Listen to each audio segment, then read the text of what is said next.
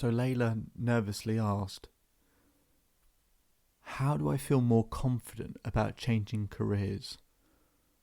I have to change careers. I want to change careers, but I'm scared. Welcome to the Self-Belief Chief podcast. You're here with David Holman. Make sure to subscribe to the podcast to keep up to date with your favourite episodes and to hear the latest ones come out. We've got content coming out regularly. And let's begin. So I was speaking with Leyla. Leyla wanted to move into a new career. She had enough in her current one. She felt stuck. She wasn't growing anymore. She felt underpaid. And she wasn't really able to use the most of her skill set.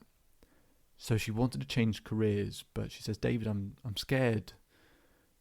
What if it goes wrong? What if I fail?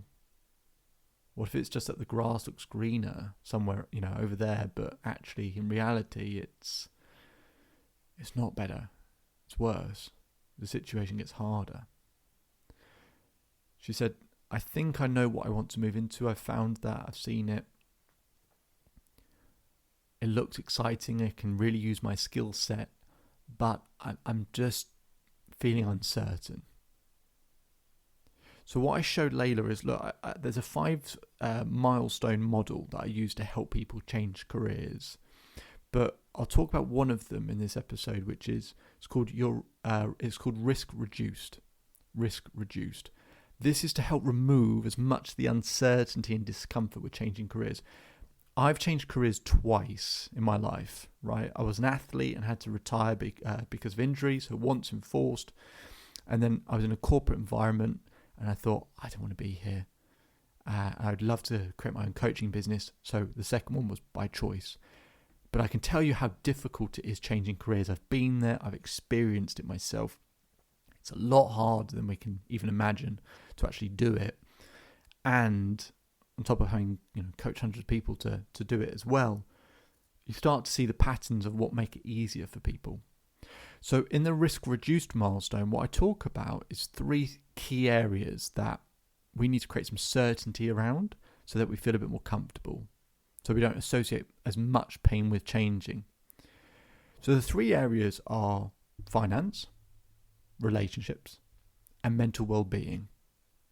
It's very likely that if you feel really stressed, really anxious about the idea of changing careers, even if you want to, at least in one of those areas you're worrying. Either that, well, what if something bad happens and I'm not going to have enough money? Or what if I, feel down or it has an impact on my relationships? Or what if, I really struggle to deal with it mentally and I start to feel really overwhelmed and uncomfortable and depressed? So it's likely in one of those areas. So you might want to start by, in each of those 3 areas, scoring how much certainty you have in each of them when it comes to the idea of changing careers, right? So, for example, if you're really, really worried about money when it comes to changing careers, then your certainty might be at a 2 out of 10.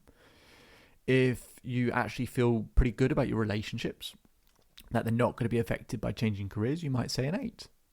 And then your mental well-being, if you're not really sure, you might say a 5. So scores like that. So when you're thinking about changing careers, how do you feel in regards to finance, relationships, mental well-being, with regards to, how you feel making that change, and a score out of 10, just so we can see where there might need to be a bit of an adjustment. Now, I'll talk about each of them briefly. So with finance, I never advocate someone leaving a job unless they've got another one to go to, right?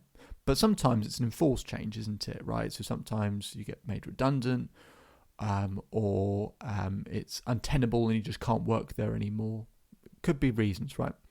What we want to do is create some savings for a period of time. So ask yourself, how many months worth of savings do I need to kind of tide myself over that will help reduce my uncertainty? So you might say, you know what? If I've got some money that just allows me to get through 3 months without being paid, then that might be enough, and that gives me enough time to find a job. You might say 6 months, whatever it might be, work out that number, and then start creating ideas in terms of how you can save. Now, some people go, David, there's just no way for me to be able to save any more money. And it's just not true. For example, do you know that households waste about £1,000 a year on food waste, right? On food they have to throw away, we waste about £1,000. There are loads of things, loads of little tiny things that we can do that actually equate to a lot of money, right? That you can start saving that money. So you can have a think about that. How many months of savings, and how can you start to create a bit more saving? Where can you sort of, just for a number of months at least, just reduce some of your expenditure? Okay. Then we talk about relationships. Now, people start to worry about the impact it might have on other people, and I totally get it. But they worry about it based on the things that the person changing careers, i.e., Leyla, she's worrying about, in her case, going, I'm worried it's going to affect my fiance because it might affect him from the financial side of it. And actually what I needed to address with Leyla was, that's what you value most or worry about. From his point of view, of course, finance is important, but is it the thing he values most in the relationship? She said, I don't know. I said, well, let's go ask him. So she asked him, and she wrote down 3 things that he values in a relationship. And guess what? None of them were to do with money. So what she can then do is do a better job at giving him those 3 things that he values, right? The money is one thing. It's important, but it's not the thing he values most in the relationship. Give, whether it's your partner, whether it's your children, whether it's friends, whoever you think might be affected, give them what they value, not what you value, what they value. Because the default is, if you don't know what someone else values, we just give them what we value. And then we're actually missing the bullseye for them, and then it will affect the relationship. So give them what they value. And then in terms of mental well-being, there might be a number of things, and I usually unpack this stuff with people, but let's say, for example, it's just the uncertainty of it, right?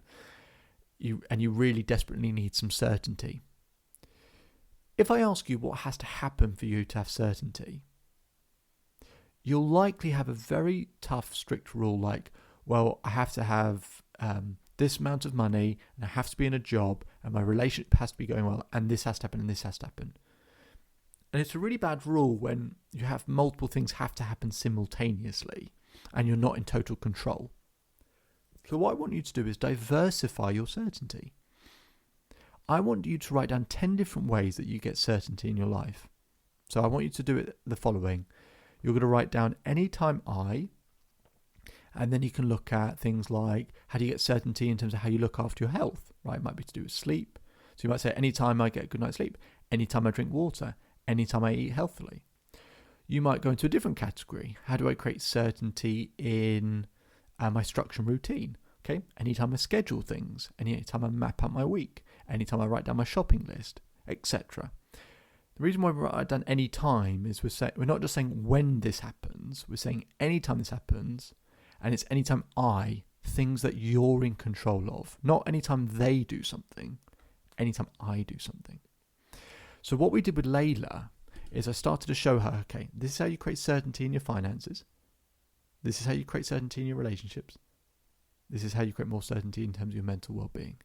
And then we can up each of those scores. Now she feels more certain that she can succeed at changing careers because it's not all just wrapped up in the next job. She's got ways that she can control her relationships, control her influence in the relationships, control her mental well-being, and have better control of her finances as well. It allowed Leyla to have the flexibility. And Leyla, sent me an email saying she's really enjoying and loving her new job. And it's always nice when people have the opportunity to do what they really are meant to do. My name is David Holman. If you change today will change your life. So enjoy the rest of your day.